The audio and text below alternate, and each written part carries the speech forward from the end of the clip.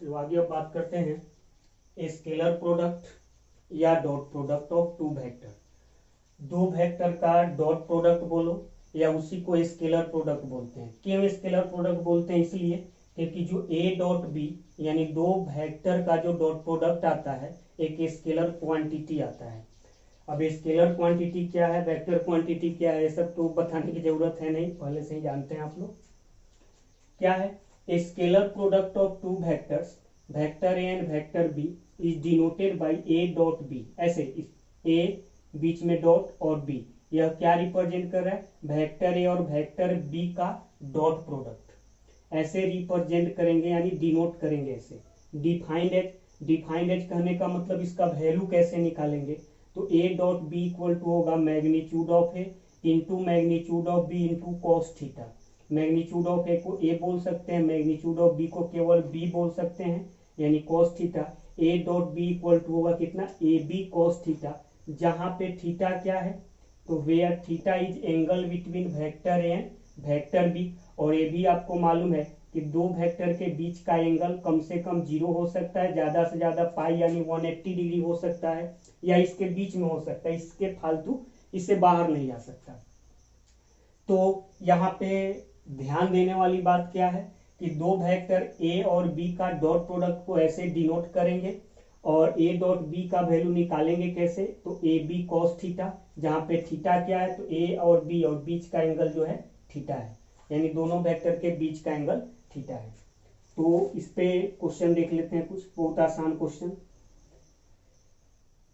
vector a and b be two given vectors such that magnitude of a 2 magnitude of b 5 and angle between vector a and vector b 60 degree. मतलब theta का value 60 दिया गया है, तो हमें a dot b निकालना है। तो a dot b equal to क्या होगा? A B cos theta, A magnitude of A 2 into magnitude of B 5 into cos theta यानी कि 60 डिग्री। तो 2 इंटू 5 इंटू कॉस 60 का वैल्यू क्या होता है? 1/2, कैंसिल हो जाएगा, कितना आ जाएगा आंसर? तो 5। ए डॉट बी का वैल्यू आ गया 5। देख सकते हो कि एक स्केलर क्वांटिटी आया है। Next, A and B be two vector such that magnitude of A equal to magnitude of B equal to √2। मतलब ए और बी दोनों का मैग्नीट्यूड √2 के इक्वल है। And A dot B equal to -1, A dot B equal to -1 दिया गया है। तो कह रहा है find the angle between vector A and vector B. Vector A और वेक्टर बी के बीच का एंगल निकालना है, यानी थीटा इस बार चाहिए। तो क्या होगा? A dot B A B cos theta, इधर -1 ए का वैल्यू √2, बी का value √2 into cos theta equal to -1। तो कॉस थीटा का वैल्यू कितना हो जाएगा? -√2 2 होगा, 2 उधर डिवाइड करेंगे तो 2। तो cos theta equal to minus और 1/2 किस कॉस का वैल्यू? तो π/3 यानी कि 60 डिग्री का। तो कॉस थीटा इक्वल टू, इस माइनस को हटाओ। माइनस को कैसे हटाएंगे? तो कॉस जो है, कॉस निगेटिव कहाँ होता है? थर्ड में भी होता है, सेकंड में भी होता है। तो ऑफ कोर्स हम जाएंगे कहाँ पे? सेकंड में, क्योंकि थीटा जो होगा पाई से छोटा ही आएगा। तो माइनस हटाने के लिए सेकंड में चले गए। कॉस पाई माइनस π/3 यानी cos theta equal to cos 2π/3, यानी यहां से थीटा का वैल्यू हो जाएगा 2π/3। यही आंसर होगा। ठीक है, छापिए।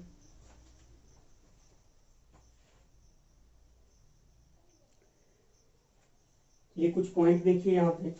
मान लो लाइन ए बी है, यहाँ पे पॉइंट पी है, तो पी से परपेंडिकुलर डाले तो गिरा पॉइंट क्यू पे, यानी क्यू क्या है?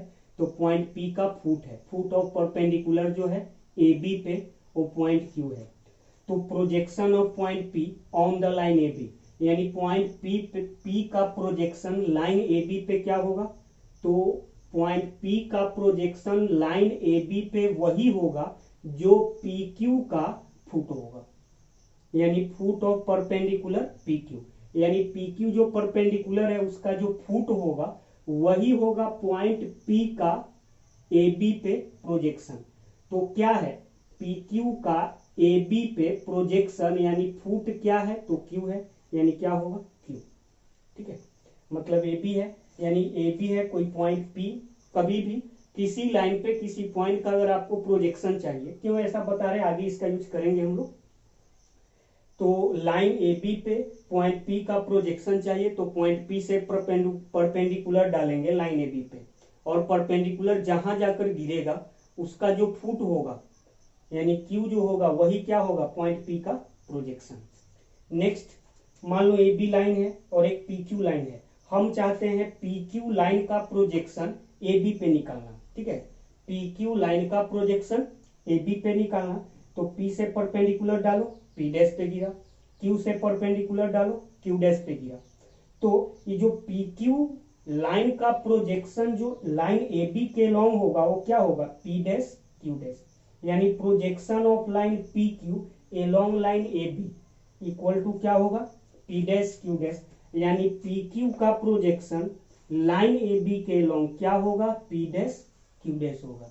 ठीक है, तो प्रोजेक्शन का मतलब आप लोग समझ गए होंगे, किसी पॉइंट का प्रोजेक्शन लाइन पे कैसे निकालेंगे या किसी एक लाइन का प्रोजेक्शन दूसरे लाइन पे कैसे निकालेंगे, दूसरे लाइन के लॉन्ग कैसे निकालेंगे। अब देखते हैं geometrical meaning of A dot B. Important है, बहुत ज्यादा इंपॉर्टेंट है, इससे क्वेश्चन आपको पूछेगा, बुक में क्वेश्चन है ऐसा। तो क्या है geometrical meaning of A dot B, क्या होता है, तो A dot B geometrically represent the product of length of vector A and projection of vector B along vector A. मतलब A dot B geometrically represent करता है vector A का length का product vector B का projection जो vector A के long होगा उन दोनों का प्रोडक्ट। मतलब क्या है समझाते हैं, ए है वेक्टर बी है, बीच का एंगल थीटा है, तो इस वेक्टर बी का वेक्टर ए के लॉन्ग प्रोजेक्शन निकालेंगे, क्या आएगा, तो यही ना प्रोजेक्शन आएगा, ये वाला प्रोजेक्शन आएगा। अभी बताएं प्रोजेक्शन कैसे निकालते हैं, तो ये वाला प्रोजेक्शन आएगा। यह प्रोजेक्शन कितना होगा तो बहुत आराम से निकाल सकते हो। तुम्हें ये वाला चाहिए, ये वाला बी है, ये वाला थीटा है, तो इसमें कॉस थीटा अगर यूज करेंगे तो cos theta base by hypotenuse, तो बेस को चलो एक्स बोल दिए, एक्स क्या है यहाँ पे प्रोजेक्शन है, बाई हाइपोटेनस क्या है, तो ए वाला लेंथ क्या है, मैग्नीट्यूड ऑफ बी, मतलब जो वेक्टर बी का मैग्नीट्यूड होगा, यानी एक्स क्या हो जाएगा, बी कॉस थीटा, मतलब ये वाला क्या होगा, बी कॉस थीटा। इसका मतलब कि वेक्टर बी का प्रोजेक्शन वेक्टर ए के लॉन्ग क्या होगा, बी कॉस थीटा आएगा। ठीक है, अब यहां से ए डॉट बी अगर लिखे तो ए डॉट बी क्या होगा, ए बी कॉस थीटा होता है, ए बी कॉस थीटा को अलग रख दिए, ए क्या है magnitude of A, magnitude of A बोलो या लेंथ ऑफ ए बोलो, यानी length of vector A, B cos theta क्या है, तो बी कॉस थीटा को बोल सकते हैं projection of vector B along vector A. ठीक है, बी कॉस थीटा क्या है, वेक्टर बी का प्रोजेक्शन किसके लॉन्ग, वेक्टर ए के लॉन्ग, तो यहाँ पे ए क्या है length of vector A, B cos theta क्या है projection of vector B along vector A. तो यही हम बता रहे थे यहाँ पे कि ए डॉट बी ज्योमेट्रिकली क्या रिप्रेजेंट करेगा, तो A dot B geometrically represent करेगा the product of length of vector A, length of vector A and projection of vector B along vector A, यानी ए डॉट बी रिप्रेजेंट करता है vector A का length का product vector B का projection ए के long. ठीक है, या ऐसे भी बोल सकते हैं ए बी कॉस थीटा है तो इसको बी बाहर रख लिए इंटू ए कॉस थीटा, बी क्या है लेंथ ऑफ वेक्टर बी और ए कॉस थीटा इस बार आ जाएगा vector projection of vector A along vector B.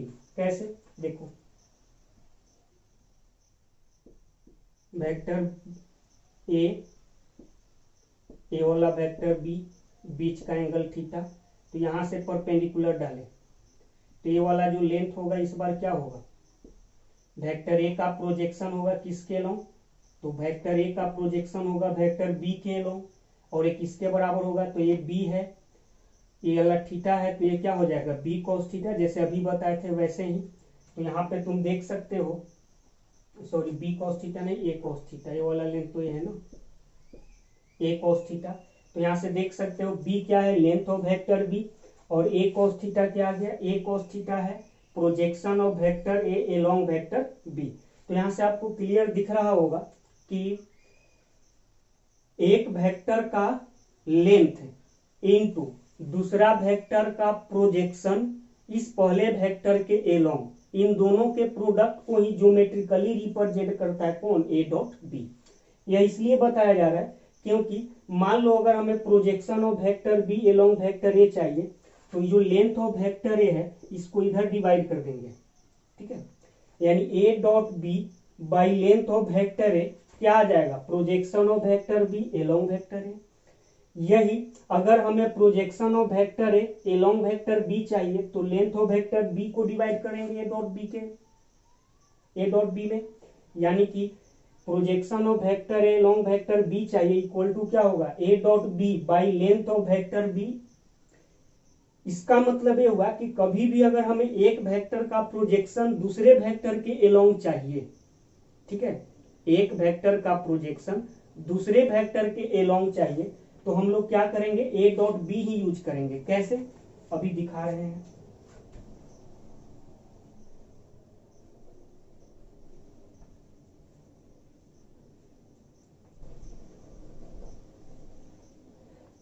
देखो वहां से अगर हमें चाहिए projection of vector B along vector A, along vector A यहां से, तो projection of vector B along vector A equal to क्या होगा, A dot B by A यानी कि लेंथ ऑफ है। वही अगर हमें चाहिए projection of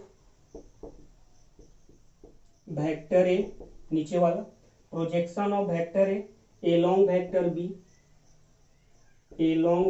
B equal to क्या होगा, तो A dot B by B, ठीक है। तो एक फॉर्मूला तुमको मिल गया कि वेक्टर बी का प्रोजेक्शन वेक्टर ए के एलोंग चाहिए तो A dot B by A निकाल लो, या projection of vector A along vector B चाहिए तो A dot B by B निकाल लो। अब इसको याद कैसे रखेंगे, कहां से आया, तो वही ज्योमेट्रिकल मीनिंग से ही आया है।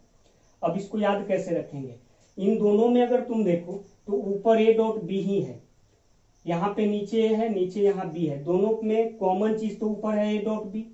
इसका मतलब हम जिसके एलोंग निकालेंगे, देखो एलोंग वेक्टर ए निकाले तो ए के मैग्नीट्यूड से डिवाइड किए, और एलोंग वेक्टर बी निकाले तो बी के मैग्नीट्यूड से डिवाइड किए, और ऊपर तो हमेशा क्या रह रहा है, ए डॉट बी ही रह रहा है। इसका मतलब कि अगर हम ए निकालें कि projection of vector alpha along vector beta, यानी वेक्टर अल्फा का प्रोजेक्शन वेक्टर बीटा के एलोंग, तो ऊपर तो अल्फा डॉट बीटा ही जाएगा, और डिनोमिनेटर में क्या होगा, तो किसके एलोंग निकाल रहे हैं, बीटा के एलोंग, तो बीटा के मैग्नीट्यूड से डिवाइड करेंगे। क्लियर है। अब आपको क्वेश्चन पूछेगा कैसे, आपको वेक्टर ए दे देगा आई जे के टर्म में, वेक्टर बी दे देगा आई जे के टर्म में, ए और बी दे देगा, उसके बाद पूछेगा कि वेक्टर ए का प्रोजेक्शन वेक्टर बी के एलोंग निकालो, या वेक्टर बी का प्रोजेक्शन वेक्टर ए के एलोंग निकालो, तो ए डॉट बी निकाल लेंगे, और जिसके एलोंग कहेगा उससे उसके मैग्नीट्यूड से डिवाइड करेंगे, बहुत आराम से आंसर मिल जाएगा। ठीक है, देखेंगे ऐसे क्वेश्चन, सब छापो।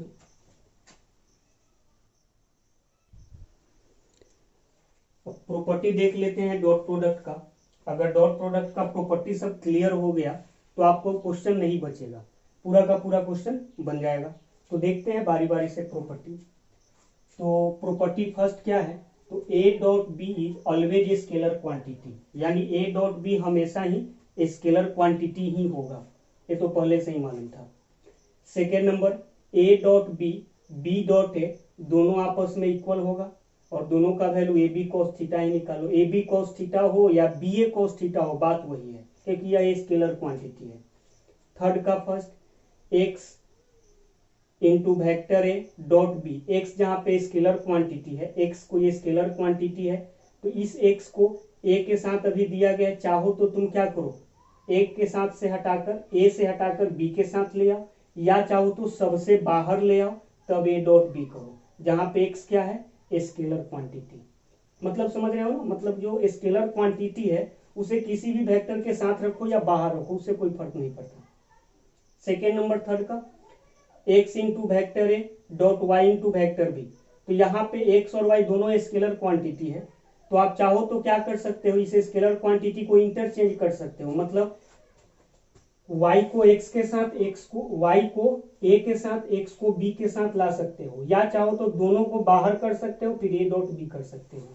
ठीक है, fourth number, if vector A x1i plus y1j plus z1k and vector B x2i plus y2j plus z2k, दो वेक्टर दिया गया है, then A dot B, A dot B कैसे निकालेंगे, तो A dot B equal to होगा x1 x2 plus y1 y2 plus z1 z2, x1 x2 plus y1 y2 plus z1 z2, बहुत आसान है। आई का जो कोफिशिएंट है उसका प्रोडक्ट, जे का और के का प्रोडक्ट का सम निकाल लो, वही क्या देगा तुम्हें, ए डॉट बी देगा। तो इसको याद रखना है, अगर मैग्नीट्यूड ऑफ ए दे दे, मैग्नीट्यूड ऑफ बी दे दे, दोनों के बीच का एंगल दे दे तो भी ए डॉट बी निकाल सकते हैं, लेकिन केवल वेक्टर ए दे दे ऐसे, केवल वेक्टर बी दे दे ऐसे, और ए डॉट बी निकालना हो तो ऐसे निकालेंगे। जैसे एग्जांपल देख लो, ए डॉट बी हमें चाहिए, ए दे दिया इतना, बी दे दिया इतना, ए डॉट बी चाहिए, तो ए डॉट बी कितना होगा, यहाँ आई का कोफिशिएंट 1 इंटू यहाँ का आई का क्या है 2 प्लस यहाँ जे का कितना है 2 इंटू यहाँ जे का कितना है 1 प्लस यहाँ के का कितना है -1 और यहाँ के का कितना है 8, तो कितना हो जाएगा 2 + 2 -8 यानी 4 - 8 यानी आ जाएगा कितना -4। ठीक है। Fifth number property, vector A और vector B not equal to 0, मतलब वेक्टर ए और वेक्टर बी में से कोई जीरो नहीं है, ना वेक्टर ए 0 है ना वेक्टर बी 0 है, एंड ए डॉट बी अगर 0 आ गया, ठीक है, वेक्टर तो 0 नहीं है लेकिन ए डॉट बी 0 आ गया, ए डॉट बी 0 यानी ए बी cos थीटा 0। अब वेक्टर ए और वेक्टर बी जब 0 नहीं है तो ए यहाँ पे ए बी cos थीटा तो 0 होगा क्योंकि ए डॉट बी 0 है, ए डॉट बी 0 यानी A B cos theta 0, A B cos theta 0 होगा।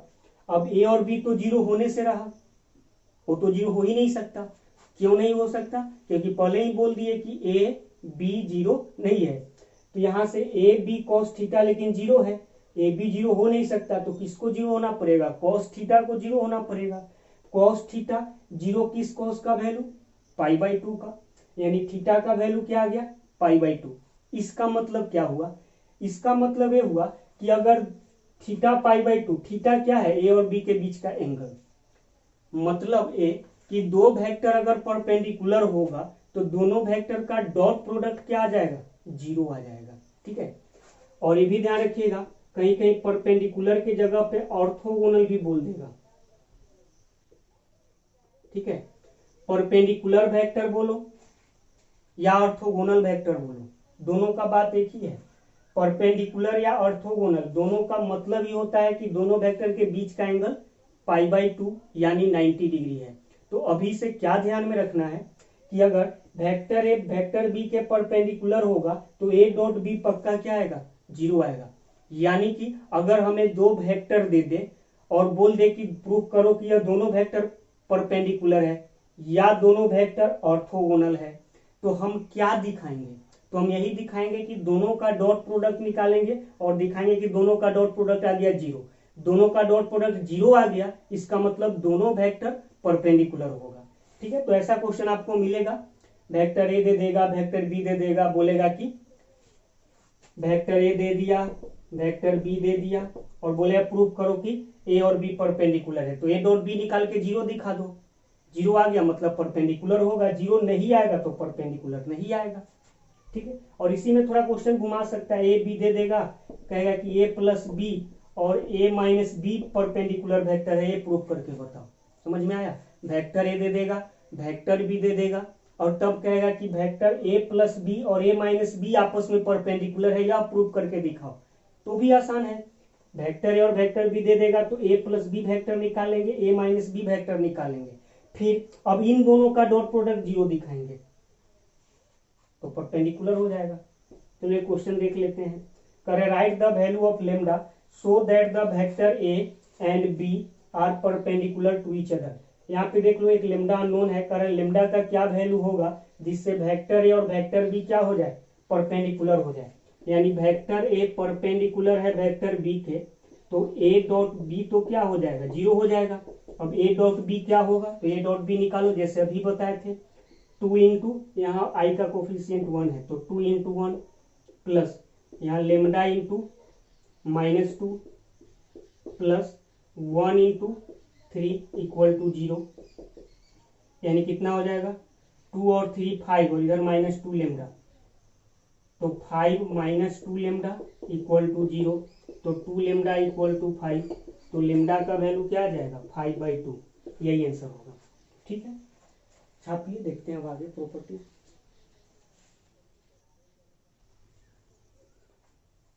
फिफ्थ नंबर प्रॉपर्टी देखो, जस्ट इससे पहले प्रॉपर्टी देखे थे कि परपेंडिकुलर वेक्टर का डॉट प्रोडक्ट क्या होगा 0 आएगा, तो आई डॉट जे डॉट के डॉट आई, सबका डॉट प्रोडक्ट क्या होगा 0, क्योंकि आई जे के क्या होता है परपेंडिकुलर यूनिट वेक्टर होता है, मालूम है आपको।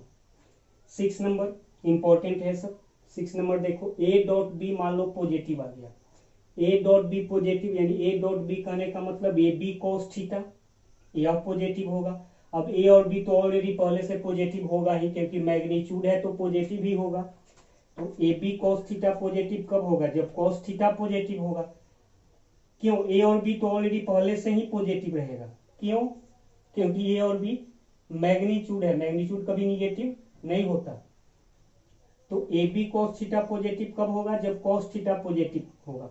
और कॉस थीटा पॉजिटिव कब होगा, जब थीटा का वैल्यू 0 से π/2 के बीच में लाई करेगा। कैसे, आपको मालूम है 0 यहाँ π/2 पाई 3 π/2 और 2 पाई। आपको मालूम है कि जब भी अगर एंगल की बात करते हैं हम लोग, तो दो वेक्टर के बीच का एंगल या तो फर्स्ट में आएगा या सेकेंड में आएगा, मतलब 0 और पाई के बीच में ही रहेगा। अब फर्स्ट क्वाड्रेंट में cos थीटा क्या होता है, cos थीटा की बात करते हैं पॉजिटिव, और सेकेंड क्वाड्रेंट में cos थीटा क्या होता है निगेटिव। तो यहाँ पे cos थीटा क्या है ग्रेटर देन 0, मतलब cos थीटा पॉजिटिव है, cos थीटा पॉजिटिव है, यानी थीटा का वैल्यू क्या होगा 0 और π/2 के बीच में होगा। थीटा का वैल्यू 0 और π/2 के बीच में होगा, इसका मतलब थीटा क्या होगा एक्यूट होगा, एक्यूट एंगल होगा। यानी कि यहां से एक कॉन्सेप्ट और आ गया कि अगर दो वेक्टर का डॉट प्रोडक्ट पॉजिटिव आएगा, इसका मतलब दोनों वेक्टर के बीच का जो एंगल होगा वो एक्यूट होगा। That means if vector A and vector B makes acute angle between them या makes acute angle to each other, then A dot B greater than 0। तो इसको ध्यान में रखना है कि दो वेक्टर का डॉट प्रोडक्ट पॉजिटिव आ गया, मतलब क्या होगा दोनों वेक्टर एक दूसरे से एक्यूट एंगल बनाएगा। अब ऐसा भी क्वेश्चन आपको पूछ सकता है कि आपको वेक्टर ए दे देगा, वेक्टर बी दे देगा, और कहेगा कि प्रूफ करो कि दोनों वेक्टर एक दूसरे से एक्यूट एंगल बना रहा है। तो क्या करेंगे, डॉट प्रोडक्ट निकालेंगे, और डॉट प्रोडक्ट निकाल कर दिखाएंगे कि इसका डॉट प्रोडक्ट पॉजिटिव आ रहा है। डॉट प्रोडक्ट पॉजिटिव आ रहा है यानी पक्का दोनों के बीच का एंगल क्या होगा एक्यूट होगा। कहां से, ये 6 नंबर प्रॉपर्टी क्लियर कर रहा है। ठीक है, 7 नंबर देख लो, if A dot B less than 0, A dot B negative, यानी A B cos theta negative. अब ए और बी तो निगेटिव हो नहीं सकता, तो cos theta less than 0, cos theta 0 से कब छोटा होगा, तो सेकेंड क्वाड्रेंट में जब जाएगा तब, यानी π/2 से पाई के बीच में थीटा होना चाहिए, यानी थीटा क्या होगा π/2 से पाई के बीच में। अब 90 और 180 के बीच में कोई एंगल आता है तो उसे तो ऑब्ट्यूज एंगल बोलते हैं, यानी थीटा क्या होगा ऑब्ट्यूज एंगल होगा। क्लियर है, मतलब if vector A and vector B makes obtuse angle between them then A dot B less than 0, मतलब दो वेक्टर के बीच में अगर ऑब्ट्यूज एंगल होगा तो डॉट प्रोडक्ट क्या होगा निगेटिव आएगा। तो यहां पे तुम ऐसे देख सकते हो कि ए डॉट बी का वैल्यू या तो 0 होगा, या पॉजिटिव होगा, या निगेटिव होगा। अगर ए डॉट बी का वैल्यू 0 हो गया, मतलब वेक्टर ए और वेक्टर बी क्या होगा, वेक्टर ए और वेक्टर बी आपस में परपेंडिकुलर होगा। फिर ए डॉट बी का वैल्यू अगर पॉजिटिव आ गया, मतलब वेक्टर ए डॉट बी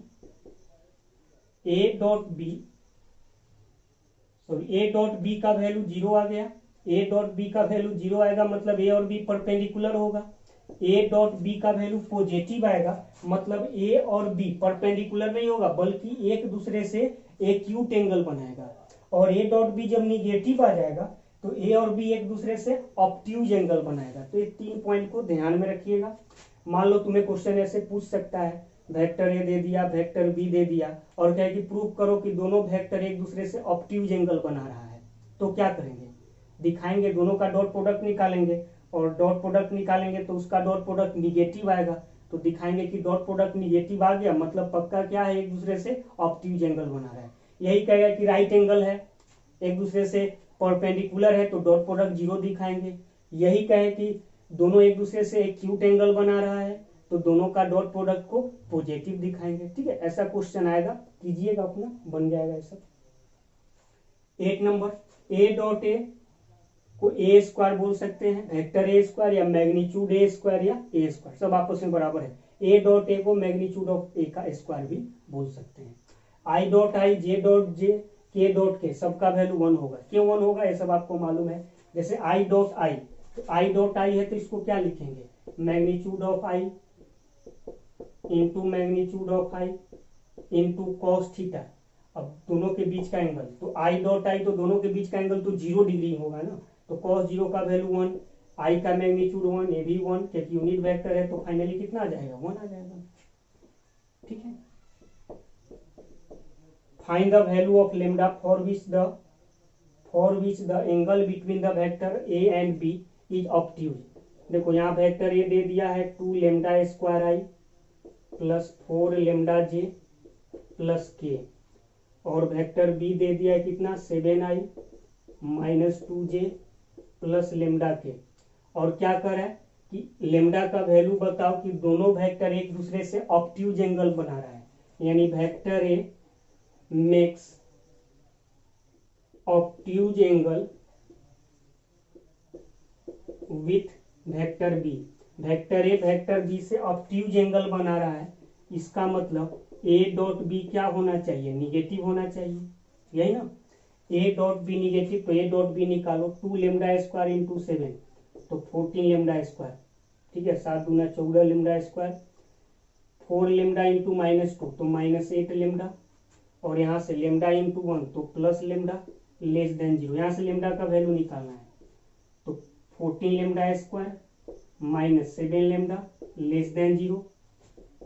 यहाँ से 7 लेमडा कॉमन ले लो, तो कितना हो जाएगा, 2 लेमडा स्क्वायर -1 लेस देन 0। 7 को उधर डिवाइड कर दो, तो यहाँ से कितना हो जाएगा, लेमडा इंटू, यहाँ लेमडा ही होगा, 2 लेमडा -1 लेस देन 0। अब यहाँ से क्या है, तो यहाँ से इनइक्वालिटी का फॉर्मूला आना चाहिए। लोग बता देते हैं फॉर्मूला, अगर नहीं जानते हो तो इसको तो याद ही रखना, क्योंकि इंपॉर्टेंट है। कैलकुलस में, वेक्टर में भी काम आ गया, कैलकुलस में तो पूरा भरा हुआ है। क्या फॉर्मूला है, तो फॉर्मूला है कि x minus P into x minus Q less than 0। ठीक है, तो क्या होगा, मिनिमम ऑफ पी क्यू से लेकर x का value maximum of P Q के बीच में लाई करेगा।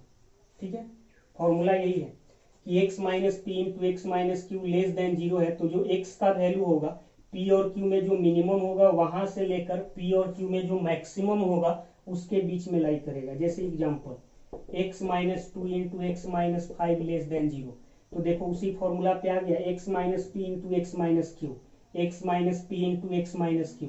तो जो x का वैल्यू होगा वो क्या होगा, p और q में जो मिनिमम होगा वहां से लेकर p और q में जो मैक्सिमम होगा उसके बीच में लाई करेगा। अब यहाँ पे x माइनस पी के जगह पे 2 है और q के जगह पर क्या है, 5 है, तो मिनिमम 2 और 5 में मिनिमम कौन है, तो 2 है, तो 2 से लेकर x का वैल्यू कहाँ तक होगा, 5 तक। इसी को इंटरवल में लिखोगे तो ऐसे लिखोगे, x belongs to 2,5 open interval, या x बिलोंग्स टू 2,5 ऐसे लिख दोगे, दोनों बात एक ही है। इस ब्रैकेट को ऐसे भी लिख सकते हैं। एक फॉर्मूला और देख लो, भी आ सकता है, x minus P into x minus Q greater than 0। अगर ग्रेटर देन 0 है तब क्या करेंगे,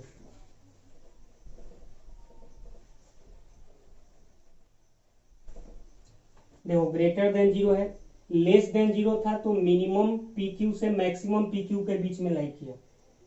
ग्रेटर देन 0 होगा तो x का जो वैल्यू होगा वो छोटा होगा मिनिमम ऑफ पी क्यू से, और x का वैल्यू बड़ा होगा मैक्सिमम ऑफ पी क्यू से। ठीक है, अगर लेस देन जीरो है तो मिनिमम से मैक्सिमम के बीच में, ग्रेटर देन जीरो है तो मिनिमम से छोटा और x का वैल्यू मैक्सिमम से बड़ा हो जाएगा। जैसे यही अगर क्वेश्चन होता है x-2 into x-5 greater than zero, तो x का वैल्यू क्या होगा, छोटा होगा, दोनों में जो मिनिमम होगा उससे।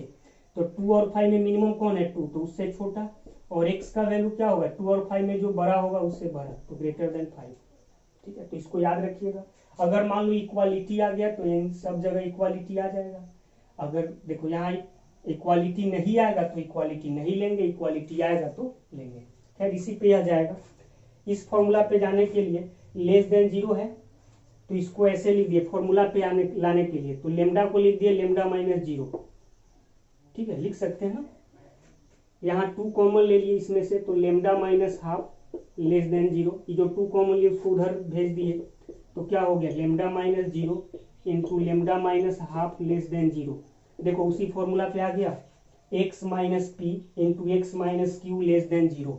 तो x minus P into x minus Q less than zero, तो जो x का वैल्यू होगा तो यहाँ x के जगह पे तो लेमडा है, मिनिमम से मैक्सिमम के बीच में, तो p का काम जीरो कर रहा है, q का काम 1/2 कर रहा है, तो जीरो से लेकर लेमडा का वैल्यू किसके बीच में होगा, 1/2 के बीच में। इसी को इंटरवल में लिखोगे, x lambda belongs to zero से हाफ, ऐसे।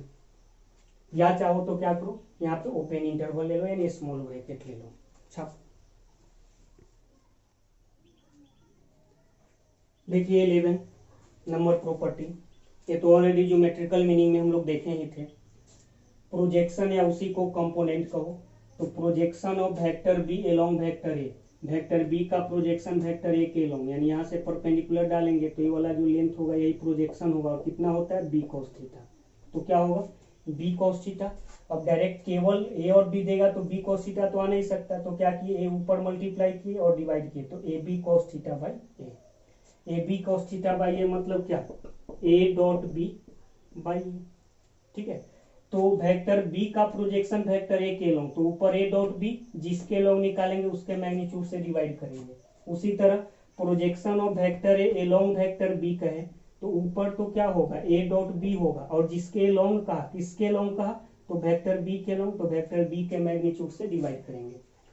मतलब एक वेक्टर का प्रोजेक्शन दूसरे के लॉन्ग पूछेगा तो ऊपर दोनों का डॉट प्रोडक्ट, डिनोमिनेटर में जिसके लॉन्ग पूछेगा उसका मैग्नीट्यूड। जैसे कि एग्जांपल ए दे दिया, बी दे दिया, तो सॉल्यूशन देख लो, ए और बी दे दिया तो हमें फर्स्ट नंबर में क्या निकालना है, projection of vector A on vector B, तो ए डॉट बी जिसके एलोंग निकालना है, ऑन वेक्टर बी मतलब क्या, वेक्टर बी के एलोंग निकालना है, तो वेक्टर बी का मैग्नीट्यूड। अब ए डॉट बी कितना होगा, तो ए और बी मालूम है, तो ए डॉट बी निकाल लो, 2 इंटू 1 प्लस 3 इंटू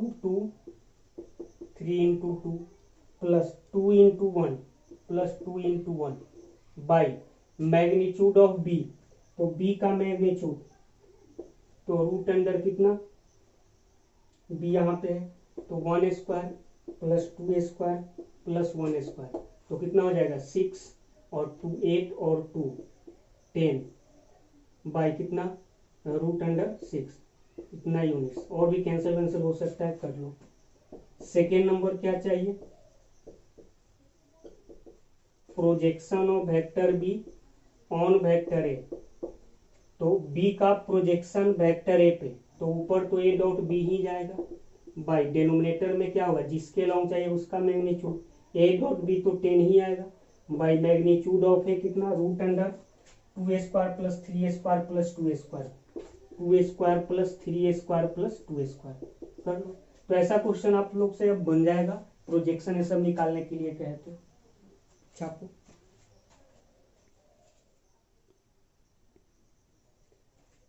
देखो 12 property, A plus B dot C है तो इसको लिख सकते हैं A dot C plus B dot C. ठीक है, C dot A plus B है तो इसको लिख सकते हैं C dot A plus C dot B. फिर A plus B dot A plus B, तो इसको लिख सकते हैं ए प्लस बी का होल स्क्वायर, क्योंकि इससे पहले ही बताए थे A dot B, A dot B sorry A dot A को वेक्टर ए का स्क्वायर लिख सकते हैं, तो ए प्लस बी का होल स्क्वायर इसको लिख सकते हैं, या इसको ऐसे भी लिख सकते हैं magnitude of A plus B का होल स्क्वायर। बात एक ही है, ये करवाए थे ना, ए डॉट ए को वेक्टर ए का स्क्वायर बोलो या मैग्नीट्यूड ऑफ ए का स्क्वायर बोलो, बात एक ही है। वही से तो ए प्लस बी का स्क्वायर, अब इसको लिख सकते हैं vector A square plus vector B square plus 2 into A dot B, A plus B के होल स्क्वायर के फॉर्मूला से A square plus B square plus 2ab, तो 2ab न यहाँ पे लेंगे 2a डॉट बी, तो A square vector A square यानी A square vector B square यानी B square plus 2a dot B. अब यहाँ से इसको ए प्लस बी के मैग्नीट्यूड का होल स्क्वायर का वैल्यू कितना आया है, इतना आया, यानी ए प्लस बी का जो मैग्नीट्यूड है उसका होल स्क्वायर कितना आ गया, A square B square plus 2ab cos theta, वही कर दिए, ए डॉट बी को लिख दिए ab cos थीटा, इधर से स्क्वायर हटाएंगे तो उधर रूट जाएगा, तो ए प्लस बी का मैग्नीट्यूड कितना आ जाएगा, तो root under A square plus B square plus 2ab cos theta.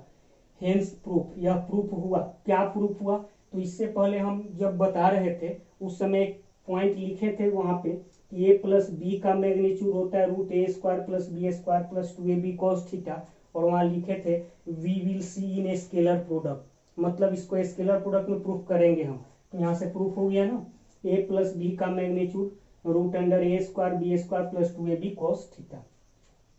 चलो थर्ड हो गया।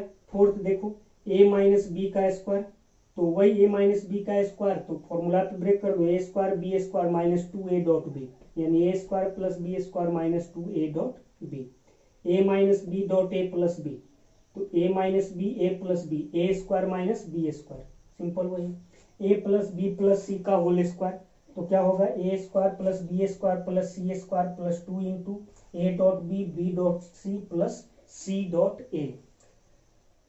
अगर यहाँ वेक्टर नहीं होता तो केवल लिखते हैं A square B square C square plus 2 into A B C A C, लेकिन यहाँ वेक्टर है इसलिए क्या होगा 2 into A dot B plus B dot C plus C dot A. Example देखो, कर A B C are unit vector मतलब magnitude of A, magnitude of B और मैग्नीट्यूड ऑफ सी, तीनों किसके इक्वल है, 1 के इक्वल है, such that A plus B plus C equal to 0, मतलब A plus B plus C का value 0 है, then find the value of this, तो हमें इसका वैल्यू चाहिए। अब यहाँ पे ए प्लस बी प्लस सी का वैल्यू 0 दिया गया है, और किसका वैल्यू निकालना है हमें, तो A dot B plus B dot C plus C dot A का वैल्यू चाहिए।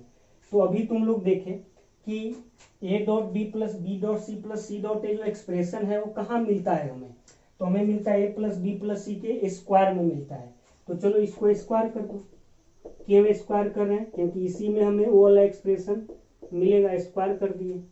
अब यहाँ से क्या होगा, A square B square C square plus 2 into A dot B plus B dot C plus C dot A equal to 0। A मतलब magnitude of ए, तो कितना 1 का स्क्वायर 1 स्क्वायर प्लस 2 इंटू वही A dot B dot C dot A. यहाँ से क्या आ जाएगा, A dot B dot A है क्या है, A dot B plus B dot C plus C dot A का वैल्यू कितना होगा, तो 3 है तो उधर जाएगा तो -3, 2 से डिवाइड करेंगे तो -3/2 आ गया। ठीक है, छापो। एक क्वेश्चन और देखते हैं, खत्म करते हैं आज का क्लास, बहुत गर्मी है। देखो क्या कर रहा है, if A B C are 3 vector such that magnitude of A equal to 3, magnitude of B equal to 4 and magnitude of c equal to 5, and each of them is perpendicular to the sum of the two, then find magnitude of a plus b plus c। तो हमें क्या चाहिए, a plus b plus c का magnitude चाहिए। ठीक है, अब a plus b plus c का मैग्नीट्यूड चाहिए, a का मैग्नीट्यूड b का मैग्नीट्यूड c का मैग्नीट्यूड दिया गया है। अब a plus b plus c का मैग्नीट्यूड चाहिए, तो ऐसा करते हैं, इसको ऐसे लिख सकते हैं क्या, रूट अंडर ए प्लस बी प्लस सी का मैग्नीट्यूड का स्क्वायर। क्यों? क्योंकि अगर इस पे स्क्वायर आ जाएगा तो इसका फॉर्मूला हम लोग जानते हैं ब्रेक करना, तो इसलिए ऐसा किया। इसका वैल्यू निकाल लो या इसका वैल्यू निकाल लो, रूट स्क्वायर को खत्म कर देगा। यहाँ से कितना आ जाएगा? तो आ जाएगा A square plus B square plus C square plus 2 into A dot B plus B dot C plus C dot A.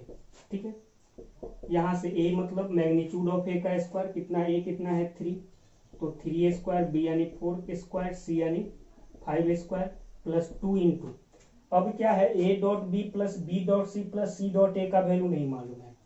अगर किसी तरह इसका वैल्यू मालूम चल जाए, यहाँ रख देंगे तो इसका वैल्यू में मिल जाएगा। अब इसका वैल्यू कैसे निकालें, इसके लिए क्वेश्चन को फिर दोबारा पढ़ते हैं। कर A B C are 3 vector such that इतना ए बी सी का मैग्नीट्यूड दे दिया, और कह रहा है and each of them is perpendicular to the sum of the two. इस लाइन को पढ़ो, वहां से तुम्हें मिल जाएगा एक पॉइंट, ये वाला मिल जाएगा। क्या कर रहा है कि and each of them is perpendicular to the sum of the two, मतलब ये जो 3 वेक्टर है, इस तीन में से कोई एक वेक्टर जो होगा बाकी 2 वेक्टर के सम के परपेंडिकुलर है। दैट मीन्स जो दिया गया मतलब वेक्टर ए परपेंडिकुलर होगा बाकी 2 वेक्टर के सम के, यानी ए परपेंडिकुलर होगा बी प्लस सी के, उसी तरह बी परपेंडिकुलर होगा सी प्लस ए के, और सी परपेंडिकुलर होगा ए प्लस बी के। क्लियर है? यही दिया गया है। अब ये जो दिया गया यहां से तुम कोशिश करो कि तुम्हें A dot B dot C plus C dot A मिल जाए। तो आप लोग ये भी जानते हो कि परपेंडिकुलर वेक्टर है तो डॉट प्रोडक्ट 0 आएगा, यानी कि यहां से क्या बोल सकते हो कि ए इसके परपेंडिकुलर है, मतलब A dot B plus C 0 आएगा, उसी तरह B dot C plus A 0 आएगा, और C dot A plus B 0 आएगा। यह समझ में आया? परपेंडिकुलर है तो डॉट प्रोडक्ट 0। यहां से क्या होगा? A dot B plus A dot C, A dot B plus A dot C 0 होगा। ठीक है, A dot B plus A dot C. यहां से क्या होगा? B dot C plus B dot A, B dot C plus B dot A बोलो या ए dot B बोलो, बात एक ही है। फिर यहां से क्या होगा? C dot A C dot B, मतलब A dot C plus B dot C, बात वही है। तो A dot C plus B dot C equal to 0। सबको ऐड कर दो, तो ए डॉट बी 2 बार, बी डॉट सी 2 बार और ए डॉट सी 2 बार, तो 2 इंटू क्या होगा? A dot B plus B dot C plus C dot A equal to 0। 2 को उधर डिवाइड कर दिए तो क्या मिल गया? A dot B plus B dot C plus C dot A equal to 0, यानी इसका वैल्यू मिल गया हमें 0, तो यहाँ रख दिए 2 इंटू 0, तो 3 स्क्वायर 9 और 16 25 और 25 कितना हो जाएगा? 50 इंग्लिश। यही हो गया आंसर। तो क्वेश्चन जाकर बनाओ, प्रॉपर्टी को ध्यान में रखो, और उसके बाद सोल्व एग्जाम्पल और एक्सरसाइज बनाओ। क्वेश्चन बहुत सारा बन जाएगा। देखते हैं हम नेक्स्ट वीडियो में।